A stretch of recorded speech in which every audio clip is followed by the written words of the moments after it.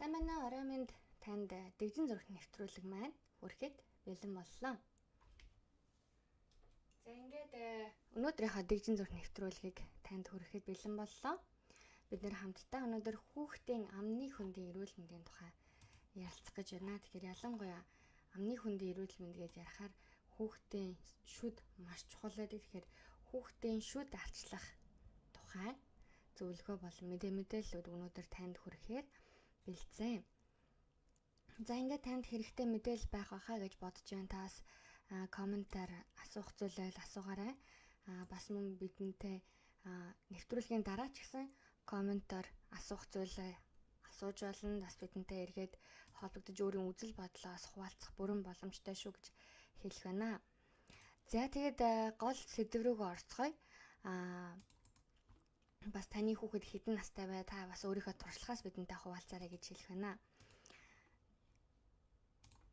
За хүүхдийн шүд арчлах зөвлөгөөг хамгийн түрүүнд хүргэе гэж бодож байна. Тэгээ явандаа яг энэ зөвлөгөө маань нэлээд нарийсаад бүр балчир дөнгөж шүд нь ургаж байгаа хүүхдүүдийн арчилгаанаас эхлээд 1-2 настай хүртэлх хүүхдүүдийн шүд арчилгаа руу орох байгаа.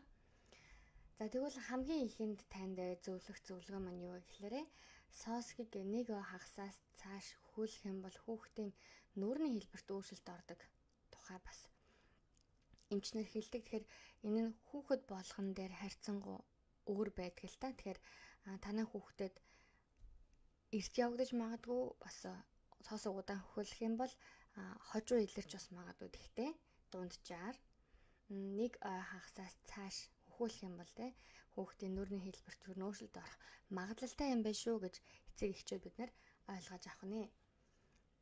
За тэгэхээр соосог хөхөд амны хөндөд гардаг өөрчлөлтүүд одоо хуруугаар хөхдөг зуршилтай хүүхдэд одоо гардагтай ерөнхийдөө адил гэж ойлгож болно. Тэгэхээр шүдэнд завсар үүсэх, буруу зуулттай болох гэх мэт янз янзын асуудлууд гарч ирнэ. Хүүхэд хэдий ч нэ удаан соосгоо хөхөх тусам төдий чинээ өөрчлөлт нь үүсэх магадлал өсөж байдаг байгаа. Тэгэхээр хүүхэд соосог өгөж хэлснээс 18 сарын дотор өөрчлөлт үүсэх нь бага байдаг. Харин 36 сарын дотор л илэрхий өөрчлөлт ажиглагдаж хүүхэд сүүлдээ соосгоо нэгдэг байгаа. За тэгэхээр 18-аас 36 сартаад нь соосог хөхөөлөхэд ер нь айхтар асуудал үүсгүй буруутаад байх зүйлгүй боловч үүнээс хойш аль болох хэрэглэхгүй байхыг хичээх хэрэгтэй байна. За тэгэхээр сүүлийн үед 2 нас хүртэлх хүүхдүүд соосог хөхөж болно гэж байгаа боловч эртхэн боловлох тусмаа сайн байгаа. За сүүн шүдний хувьд болохоор ургаж эхлэмэгцэн шүднийх нь ариун цэвэрт анхаарах шаардлагатай. Тэгээ хамгийн эхний арга бол эхний бөгөөд энгийн арга бол хуруундаа марал ч юм уу ямар нэгэн зүйл хийгээд одоо даавуу хүүхдийнхаа амны хөндийг гэмтээхгүй зүйл хуруундаа хийж ороож агаад буцалсан бүлээн усанд дөрж шүдний өнгөрийг нь арилгаж өгөх хэрэгтэй байдаг. Тэгээ хүүхдийнхээ шүдийг 6-наас хүртэл эцэг эх нь өөртөө угааж өгч явах хэрэгтэй. Мэдээж хэрэг хүүхэдтэй хэдэж нэ багаасаа өөр шүдээ угаад сурах нь илүү хэрэгтэй амар боловч бас маш сайн зөв угаад сурах хэрэгтэй байдаг. Мөн аав ээжигээ даган дуурайн угаах дадлтаас суралцуулах хэрэгтэй. Ер нь хүүхдүүд би өөрөө гэдэг үедээ ч гэсэн яг шүдээ угаагаа сурчвал амар байдаг. Хамтдаа ах эгчтэйгээ ч юм уу гэр бүлийнхаа орой унтахын өмнө заавал шүдээ угаадаг, өглөө босоод заавал шүдээ угаадаг, хоолны дараа шүдээ угаадаг энэ дадал зуршилтай болчих юм бол энэ хэвшил эргээд эрүүл мэндэд маш хэрэгтэй хэвшил байгаа. За ингэхдээ хүүхдэд зориулсан сойз хэрэглэх шаардлагатай байдаг. Тэгэхгүй хүүхдийн ам эмзэг байдаг учраас бидний хэрэглэж байгаа шиг жоохон хатуу ч юм уу тийм сойз. За дээрэс нь хитрхи фотоортой тохиромжгүй байдаг байгаа. Тэгээд дээрэс нь хоолны давтамж бас чухал байдаг. Тэгээд ойрхон чихэр идүүлэхгүй байх. За эдгийг нь хүссэн үед нь сайн идүүлээд дараад нь шүдийг нь сайн угааж өгөх. Одоо чихэр амттай идмээр байвал цуглуулж агаад ч юм уу эсвэл зарим айлууд чихэр иддэг өдөртөө байх жишээ нь эсвэл өдөрт хэдэн удаа амтдаг иднэ гэсэн норм тогтсон айлуудаас байдаг шүү дээ. Тэгэхээр танах хараахан тийм нормтой цагийн дадалтай болоогүй хэвшиж амжаагүй бол хүүхдүүдэд бас хэвшүүлээрэй гэж хэлэх байна. За ингээд амттай идүүлснээр дараа шүдээг нь сайн угааж өгөх. Боломжгүй бол ядаж ус уулгах эсвэл амийг нь зайлуулж хэвшүүлэх нь маш сайн байдаг. За мөн шүд цоорч эхэлж байвал цооролт зогсоох түрхлэг төрхүүлэх хэрэгтэй болно. Хүүхдүүдийг багаас нас амны хөндийг нь маш сайн эрүүл байлгах шаардлагатай, эмчийн хяналтанд байлгах хэрэгтэй. Бид нар ч гэсэн томчууд маань хагас жилдээ нэг удаа амныхаа хөндийг эрүүлжүүлж явах шаардлагатай байдаг. Тэгэхээр бидний хувьд ч гэсэн янз янзын хоол идэж байгаа ч гэсэн балчир хүүхдүүдийн хувьд маань ч гэсэн ялгаагүй амны хөндийг маш сайн эрүүл байлгах нь тэдний эрүүл мэнд амаар дамжаад бидний ходоод орж байгаа бүхэн маань эргээд өвчин болох магадaltaй эрүүл биш байх, цэвэр биш байх тохиолдолд тийм болохоор эрүүл биед саруулхан оршин гэж сайхан үг ярьдаг. Тийм болохоор бид нар хамтдаа амны эрүүл мэндээс эхлээд эрүүл мэндэд анхаарч эхлэх хэрэгтэй байна. За тэгээд хоолны давтамж чухал гэж хэлсэн байгаа. Тэгэхээр та бүхэн заавал шүдээ угаадаг энэ дадлыг аль болох багаас нь хэвшүүлээрэй гэж хэлэх байна. Шүд цоорч эхэлж байх юм бол яах вэ? За тэгвэл цооролт зогсоох түрхлэг болоод эмчд үзүүлээд баг дээр нь барьж аваад ер нь байнга шүдний эмчд тогтмол хүүхдээ үзүүлээд шаардлагатай бол тухайн үе бүрт нь баг дээр нь эмчилгээ хийх гэж байх маш чухал, бас хяналтанд байлгахыг тань зөвлөж байна. За хүүхдүүдийн шүд ургаж эхэлж байгаа үед ч гэсэн ялангуяа шүдний амны хөндийн ариун цэвэр маш чухал байдаг учраас тань дахин анхааруулмаар байна. За ингээд дараагийн маань агуулга болохоор 3 дугаарт сүүн шүд удаан ургах нь асуудал мөн үү биш үү гэдэг зүйлийг аав ээж нар ярьдаг. Энэ тийм ч эмзэглэх асуудал биш байдаг. Тэгэхээр 90 хоншорт тус бүртээ нийтдээ 10 тустай 10 нийлээд 20 сүүн шүд байдаг гэж хэлж болно. Тэгэхээр хүүхдийг 6-аас 8 сартай байхад нь анхны сүүн шүд ургаж эхэлдэг. 2 болон 6 сартайд бүх 2-наас 6 сартайд бүх шүднүүд нь ургаж дуустдаг. Тэгээ эхний шүд удаан гарах нь нэг тийм асуудал биш, санаа зовх зүйл биш байгаа. Тэгэхээр мэрэгжлийн эмчит хандан зөвлөгөө авах хэрэгтэй. Та санаа зовж байгаа бол мөн хүүхэдтэй хангалттай амин дэм эрдэс бодис агуулсан хоол тэжээлж байхыг танд бас сануулъя. Бас сүүн шүдний хувьд 5-аас 6 наснаас эхлээд 16 нас хүртэл солигдож дуустдаг байгаа. Тэгэхээр 15 нас гэхэд байнгын шүд бид гэж ярьдаг, бидний ясан шүдний игнээ бүрэн хэлбэрчдэг. Энд анхаарах чухал зүйл бол 5-аас 6 наснд шүд уналгүй хамгийн түрүүнд гарч ирдэг байнгын хамгийн ихний гэж хэлж болох 1-р их арааны шүд байдаг. Тэгэхээр бага наснд нь гарч ирдэг учраас эцэг эхчүүд сүүн шүдтэй андуурах гэдэг. Тэгэхээр та бас анхаараарай гэж хэлэх байна. За дөрөвт нь болохоор зажилж иддэг хоол хүнс шүлс ихээр ялгаруулж амны хөндийг цэвэр болгодог юм давуу талтай байгаа. Тэгэхээр шүд цоорох өвчнөөс урьдчилан сэргийлэхийн тулд хоол хүнсний хэрэглээг бас зохицуулах ба хянах нь маш чухал болж таарч байгаа юм. Тэгэхээр үүнд сахарозоос эхлэн бүх төрлийн сахар агуулсан хоол хүнсний үндсэн хоолноос гадна хоол хоорондын амттандаа хэрэглэх нь шүдний цоорох өвчнийг ихсэгдэг болохоор хоол хоорондын амттан хэрэглэх хэрэглээний давтамжийг бууруулах хичээгээр ялангуяа танай хүүхдийн шүд амархан гэмтэх гээд ам нь шүд нь өвдөх гээд байх шиг ч юм уу эсвэл ямар нэгэн байдлаар та анзаарах юм бол тэгэхээр аль болох чихэр сахар агуулсан хоол хүнсний дотроос наалдамхай бөөгнөрч хуримтлагддаг шинжтэй хоол хүнсийг аль болох бага сонгороо шүд цоорох өвчнийг нэмэгдүүлэх болохоор хоол хоорондын амттны төрлүүдээс аманд үлдэж шүдэнд наалдахад хялбар амттнаас аль болох татгалзаад авч өгөхгүй байх нь айгүй амар. За зажилж идэх хоол хүнс нь шүлс ялгаруулж шүдний гадаргууг өөрөө цэвэршүүлж ийм үйлчилгээг үзүүлдэг болохоор хатуулаг хоол сайн жажилж идэх хэрэгтэй болдог. Тэгэхээр чихэрлэг хоол хүнсийг идэж уусны дараа амаа усаар зайлах юм уу? Сахаргүй бохид ажиллуулж хэрвээ хүүхэдтэй бохиж ажил сурсан бол сурааг бол нөгөө ам зайлдаг олон төрлийн зайлагч гарсан байгаа. Тэр зайлагчаа ч гэсэн зайлуулж болно. За хэрвээ тэрч байхгүй тохиолдолд та усаарч болов зайлаарай гэж хэлэх байна. За тэгээд унтах үед шүлсний ялгарх хэмжээ ер нь багасдаг байгаа. Тэгэхээр орондоо орохын өмнө амттан болон чихэрлэг амттай уух юмнаас айлуулах татгалзах хэрэгтэй. Аман цангаа данахита ундаа өгөх нь дэмий байх нь шүү дээ. За тэгэхээр дараагийн танд санал болгох зөвлөгөө санамж маань юу вэ гэхээр түрүүн соосыг ярьсан байгаа. Тэгэхээр дараад нь бол бид нар хүүхдүүдэд маш их угжийг хэрэглүүлдэг. Угжны буруу хэрэглэнээс болоод шүдний эрт үеийн цооролт үүсэх гэдэг. Тэгэхээр угжны цооролт гэдэг нь болохоор хүүхдийн буруу хөхөх дадал, өөрөөр хэлбэл бор хоолнд орсон үед удаан хугацаагаар сүү болон чихэртэй шингэнээр угжнаасаа үүсэж байгаа шүд цоорох өвчин гэж ойлгож болно. Тэгээд энэ шүд цоорох өвчин дундаа хүнд хэлбэр нь байгаа. Тэгэхээр энэ үед тэр олгон цооролт өртдөггүй. Гэтэ хоншоорын үүдэн шүдний уруулын талын гадаргаас нь эхэлж жоохон шүдний бүх гадаргууд нэлэнхүүд нэг зэрэг хүнд хэлбэрээр гэмтэх гэдэг. Тэгэхээр сүүлийн үед угжны цоорол гэж нэрлэхээ болж хүүхэд насны эрт үеийн цоорол буюу англиараа early childhood caries гэж нэрлэдэг байгаа. Тэгэхээр эмчийн хяналтанд оруулан эмчлүүлэх шаардлагатай болдог.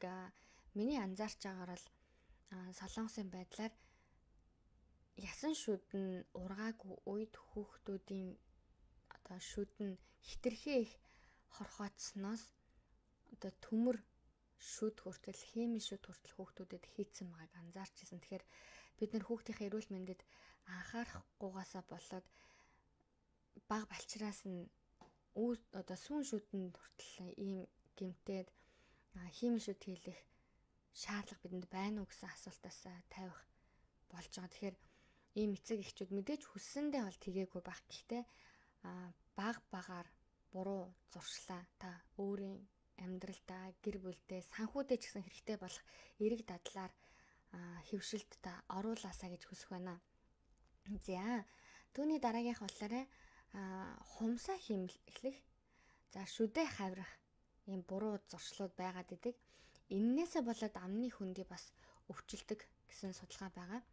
Тэгэхээр хурууга хөхөх, уруулаа хазах, хумсаа химлэх зэрэг буруу зуршлаас болоод хүүхдийн амны хөндий хэл ярианд олон янзын өөрчлөлт үүсч болдог. Тэгэхээр тухайлбал шүдний игнэний өөрчлөлт үүсэх боломжтой, үүнд шүд орсгой болох, ирүүний зөв пропорц алдагдаад шаймий болох, тагнаа гүн болох, мөн уруулын гадна талын арьс салст нь хуурайших, гэмтэх гэх мэт янз янзын гэмтлүүд үүсдэг байгаа. Тэгэхээр та хумсаа химлэх, шүдээ хаврах юм янз янзын буруу дадлаас зуршлаас та хүүхдээ хамгаалаарай. Баг дээр нь болиулаарай гэж хэлэх юм байна. За түүний дараалалаа шүдний ариун цэврийг хэрхэн сахих вэ? Та хүүхдээ шүдээ угаасны дараа заавал хянаад дутуу угаасан үед нь гүйцээж угааж өгч зааж өгч явах хэрэгтэй. Харин өөр шүдээ цэвэрлэж чадхааргүй балчир хүүхдүүдийн хувьд бол хөвөн ч юм уу эсвэл боломжтой амын гэмтээхгүй зүйлээр зарим тохиолдолд бол чихвдэг хөвөнтэй модоор ч гэсэн угааж байгаа эцэг байдаг. За ямарсан хуруунда даав ч юм уу, хөвөн ч юм уу, маарл ч юм уу ороож аваад угаах юм бол арай сайн байдаг. Илүү сайн цэвэрлэх боломжтой гэсэн үг байна шүү дээ. Тэгэхээр угаахта буталсан бүлээн усанд норгоод үүдийн шүдийг нь цэвэрлэж өгнө. За дараа нь талаараа хөвөн савх хэрэглэх арга байдаг гэж хэлсэн. Тэр аргуудаар ч гэсэн хуруу ороод хүүхдтэй ингээ огиулах гэдэг тохиолдолд хуруугаа хийлгүүгээр нарийнхан дээр хөвөнтэй савхаараа та цэвэрлж болно. За үүний дараа аманд шүдний сойцыг багаар хэрэглүүлэх байдлаар сургана. Бас дасгаж эхэлнэ гэсэн үг. Асран хамгаалагч нь сууж хүүхдийн толгойг одоо үр дээрээ байрлуулад сойзоор шүдийг нь угааж өгөө. Тэгэхээр энэ нь ямар арга вэ гэхээр хэвтүүлэн угаах арга гэж хэлж болно. Тэгэхээр энэхүү хэвтүүлэн угаах арга барилын шүдийг зөв угаах, шүдийг хянах боломжийг бүрдүүлэхээс гадна хүүхдийг шүдээ үзүүлэх байрлалд хэвшүүлэх, дасгахад сайн давуу талтай байгаа. Тэгэхээр ер нь хүүхдүүд ч гэсэн эмнэлэгт очиод, шүдний эмнэлэгт очиод хэвтэхтэй шүдээ угаадаг байралтаа очихдаа амаа ангаахтаач тэр эмчид үзүүлэгчээ тэгэхээр ер нь одоо дадал болсон байдаг гэж ойлгож байна. Хүүхдэд өөрөө шүдээ угаах дадал хэвшилтэй болчих юм бол хамгийн сайн. За унтахын өмнө болохоор угааж байгаа энэ угаалт бол үнэхээр үр дүнтэй арга байгаа. Тэгээ асран хамгаалагч нь за хүүхдийг шүдээ угаасны дараа хянаж дутуу угаасан үед нь заавал угааж өгөх ёстой гэдгийг та бити мартаарай. Бити одоо залхуураарай гэж хэлмээр байна. Энэ үед ажиллахад хялбар байхын тулд хүүхдэд заавал одоо хөдөлгөөнгүй байлгаад энэ бол чамд хэрэгтэй, аман дотор нь аяа байгаа, муухай амьнууд байгаа гэх хүүхдийн өөрийнх нь ойлгох хэмжээнд бас тэр хэрэгэлдэг үгнүүдийг нь ашиглаад ойлгуулад ярилцаад тогтоод магадгүй дадал болохын тулд бас амлалт өгөөд ч юм уу хэрвээ сайн байсан тохиолдолд урамшуулад магтаад энэ маягаар та хүүхдэд сургаарай гэж хэлэх байна. За тэгвэл хүүхдэд ямар төрлийн он сойз хэрэглэх нь зүйтэй вэ гэж асуух байх. Тэгээд шүд арчлах хэрэглэгдэхүүнүүдийн дунд одоо шүдний сойз, шүдний оо, шүдний завсар цэвэрлэгч сойз, шүдний утас, чигчүүр мод, ам зайлах, ус одоо цэвэрлэх уус мал зэрэг ордог байгаа. Тэгэхээр шүдний сойзны хувьд болохоор сойзыг зөв сонгож авахын тулд сойзны толгой ус ишгсэн үндсэн хэсгийг одоо харж сонгоно. Сойзны толгой нь болохоор тухайн хүний дээд үүдэн хоёр шүдийн хэмжээтэй тэнцүү байх нь хамгийн тохиромжтой байдаг. Тань дахин хэлье. Сойзны толгой гэж хэлж байгаа тухайн хүний дээд үүдэн шүдний хоёр шүдний хэмжээтэй тэнцүү байх нь хамгийн тохиромжтой байдаг. За том толгойтой сойз болохоор талбай ихтэй аманд хөдлөх, угаах зай бага байдаг болохоор шүд бүрийг сайн угаах боломжгүй байх тохиолдол байдаг. Тийм болохоор харин сойзны толгой нь жижиг байх тусам аманд чөлөөтэй хөдлөн шүд бүрийг сайн угаах боломжтой байдаг. За тэгвэл сойзны үсний хувьд сойзны үсийг хатуу зөөлөн ердөө гэж 3 ангилдаг. Тэгээ үүний үсний хатуулг нь үсний диаметрээс хамаардаг байгаа. Тэгэхээр үсний игнээ нь 2-3 игнээ байх нь тохиромжтой байдаг. Шүдний сойз нь балчаар сургуулийн өмнөх болон сургуулийн насны хүүхдүүдийн гэх мэтчлэн насанд нь тохирсон хэлбэр хэмжээтэй байдаг. Тэгэхээр үүнээс сонгоод хэрэглэх нь тохиромжтой. Тэгэхээр шүдний ооны хувьд болохоор оог дотор нь эрүүл ахуйн урдчлан сэргийлэх үргэлжлэлийн эсрэг үнэр дарагчтай хүүхдийн оо гэж ангилдаг байгаа. Бас хүүхдийн шүд цоорох өвчнөөс урьдчилан сэргийлэхэд фтортой оог хэрэглэх боломжтой. Тэгэхээр фтортой оон тусдаа үргэлжлэлийн эсрэгийн тусдаа эрүүл ахуйн урьдчилан сэргийлэх оон тусдаа гэж ойлгож болох нэ. За тэгэхээр өвчнөөс урьдчилан сэргийлэх фтортой оог нь сонгож байгаа бол таас хүүхдийн оон дотроос хайгаад үзэх юм бол тусдаа байгаа гэсэн үг. За шүд хоорондын завсар цэвэрлэх утсыг бид нар сүүлийн хэрэглэж эхэлсэн ба томчууд явж гисэн ялгаагүй. Тэгэхээр энэ утас ч гэсэн шүд хоорондын завсар дөнгөж одоо шүд нургаж байгаа хүүхдүүдийн хувьд ч гэсэн буулийг нь маш болгоомжтойгоор боломжтой бол та цэвэрлээрээ. За танай хүүхэд нэг хахтар одоо чихэрлэг зүйл иддэггүй одоо аманд шүдэнд даалдаад байх зүйл иддэггүй бол шүдийг нь сойзоор угааж өгөхөд хангалттай. Харин жоох ирээс ч юм уу чихэрлэг зүйл нь дуртай бол та шүднийхэн амныхын эрүүл мэнд дээр та анхаарах хэрэгтэй байх нэ. За тэгээд энэ одоо утсаар сойз хүрэхгүй байгаа хэсгүүдийг цэвэрлэх зорилготой гэдгийг танд бас дахин сануулмаар байна. За түүний дараагийн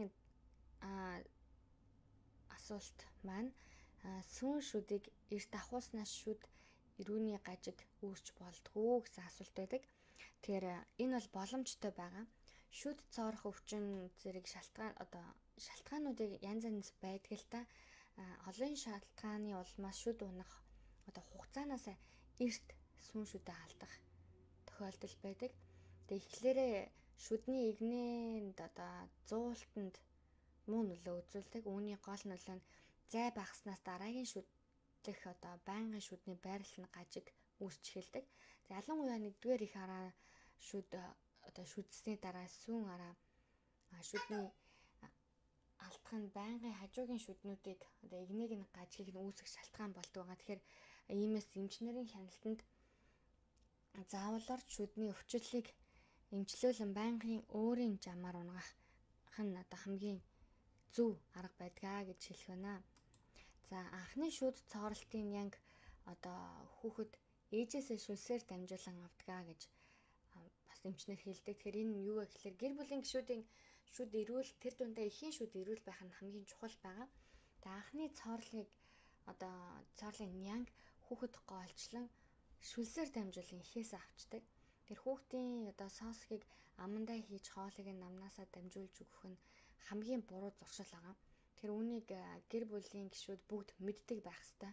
Бас хэн нэгэн одоо хоол өгөхдөө яг ингэж байх юм бол үйлдэлийг нь харсан бол болиулах хэрэгтэй. Тэгээ их жирэмсэн үедээ шүдний эмчийн хяналтанд орж амны хөндийг эрүүлжүүлж байх хэрэгтэй. Зарим ээж нар бол жирэмсэн болохдоо бэлдээд жирэмсэн болохоос өмнө амныхаа эрүүл мэндийг айгүй анхаарч хүчтэй шүү дээ. Эмчлүүлэх өөр бас шаардлагатай эмчилгээ байна хяналтанд ордог ба.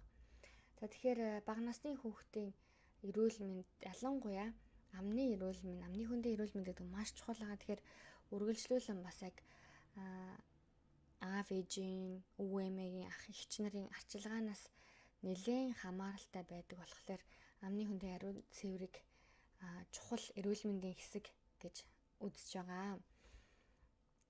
За тэгээд хамтдаа бас шүдний оог сонгох, сойзыг сонгох, толгой өмс одоо голж хэсэг ер нь хэр их урттай байх нь хэрэгтэй байдгийн талаар ярилцсан бол ишний хувьд бас нэг дурдаад өнгөрье. Ишний хувьд болохоор хүүхдүүдийн зарим тохиолдолд сонирхолтой дуртай баатрийнх нь одоо дүрээр байдаг эсвэл одоо зурагтай байдаг ч юм уу те.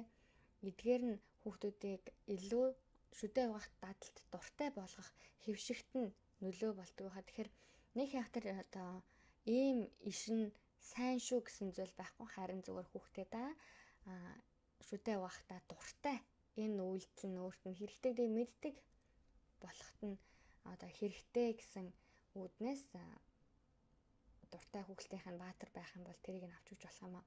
Тэрний хягтар ишний хувьд бол ач холбогдол өгөөд байх шаардлагагүй.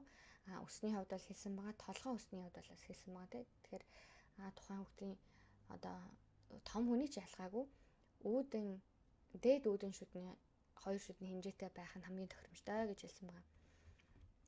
За тэгээд завсар цэвэрлэх утсаагаас хэрглэж сурах хэрэгтэй. За тэгвэл яг яаж угаах вэ? Илүү дэлгэрэнгүй 0-1 настай хүүхдүүдийн шүд арчилгаан дээр бид нар юуг анхаарах тухай ярилцъя.